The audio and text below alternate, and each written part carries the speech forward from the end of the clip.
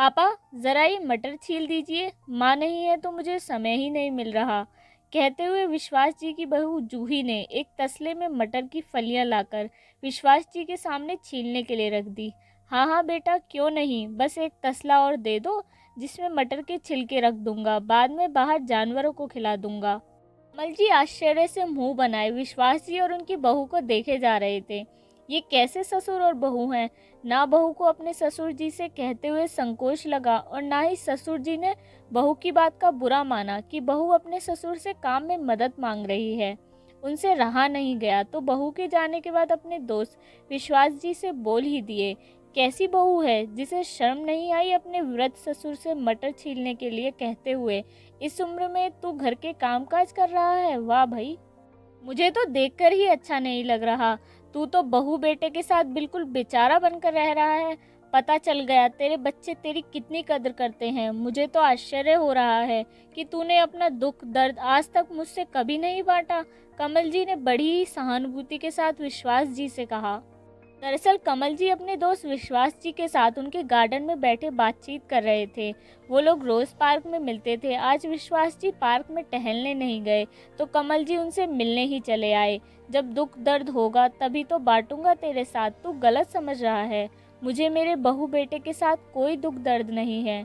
आजकल तुम्हारी भाभी जी अपने मायके गई हुई हैं और चलते समय मुझे समझा कर गई थी कि घर के कामों में बहू की मदद कर दिए करना। वो बेचारी अकेले छोटे बच्चों के साथ परेशान हो जाएगी। विश्वास जी हंसते हुए बोले, क्या मतलब, तुझे घर के काम करते हुए कोई तकलीफ नहीं होती? और वो भी बहू की मदद? भाभी जी के साथ तो कभी काम करते नहीं देखा। घर के काम करना और घर की औरतों की सहायता करना तू कब सीख गया? सीखने का कोई अंत नहीं होता मेरे दोस्त, जब जागो तभी सवेरा। बहू को तो मुझसे काम कहते हुए बहुत संकोच होता था, लेकिन अब जब मैं घर पर होता हूँ तो खुद ही उससे पूछ लेता हूँ। वैसे भी पौधों में पानी देना, पानी भरना, सब्जियाँ लाना, उन्हें छाँट कर धोकर रखना, फिर सूखने पर फ्रिज में लगाना, दूध लेकर आता हूँ तो ये इंतज़ार नहीं करता कि उसे बहू ही आँच पर चढ़ाए, मैं खुद ही चढ़ा देता हूँ। ज़रूरत पड़ने पर सब्जियां भी काट देता हूँ, ये छोटे छोटे काम कर देता हूँ। बहू की बहुत मदद हो जाती है। अब रिटायर हो गया हूँ तो समय ही समय है। अपने लिए भी वक्त रहता है और घर के लिए भी।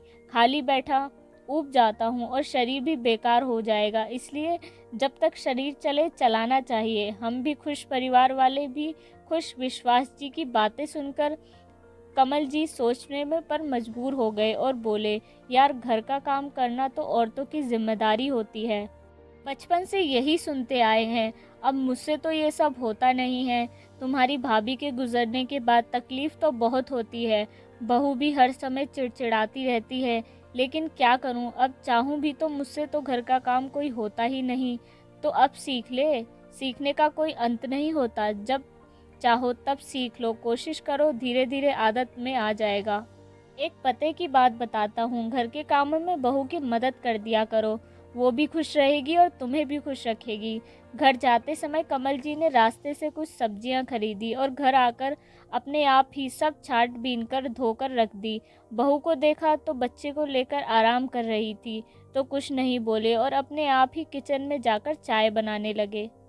खटर-पटर की आवाज़ सुनकर बहू भागती हुई आई और उन्हें देखकर चिढ़ते हुए बोली, बाबूजी आपको भी घड़ी भर चैन नहीं है?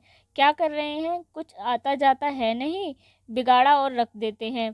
कमल जी ने पलटकर बहू की तरफ देखा तो उनकी आंखों में आंसू थे और बोले, बहू तुम्हारी सास तो मुझसे रोते झीकते चली गई कि कभी तो घर के कामों में मेरी मदद कर दिया करो। मैं हूँ तब तक तुम्हारे नाज नखरे उठा रही हूँ। मेरे जाने के बाद बहू बेटे के साथ तुम्हारी नहीं निपटेगी और तुम्हें ही सबसे ज़्यादा तकलीफ होगी, इसलिए अपना शरीर चलाया करो। लेकिन मेरे कानों पर जूं नहीं रेंगती। आज अपने दोस्त विश्वास जी को देखकर समझ आया कि घर के कामों में माँ, बहन, बीवी, बहू सबकी मदद करनी चाहिए। मुझे तो कुछ आता भी नहीं है, तुम सिखाओगी मुझे। और तुम किसी भी काम में मदद चाहिए तुम बताओ, बेझिझक बोलना। तुम्हारी सास नहीं रही तो क्या हुआ, ससुर तो अभी जिंदा है। कमल जी की बातें सुनकर बहू भी भावुक हो गई। बाबूजी, विश्वास अंकल को मेरी तरफ से धन्यवाद कहिएगा। जो काम मैं और मम्मी जी नहीं कर सकी वो उन्होंने कर दिया। आपने सही कहा, सीखने का कोई अंत नहीं होता। फ्रेंड्स, कहानी अच्छी लगी हो तो चैनल को सब्सक्राइब कीजिएगा। पूरी कहानी सुनने के लिए धन्यवाद।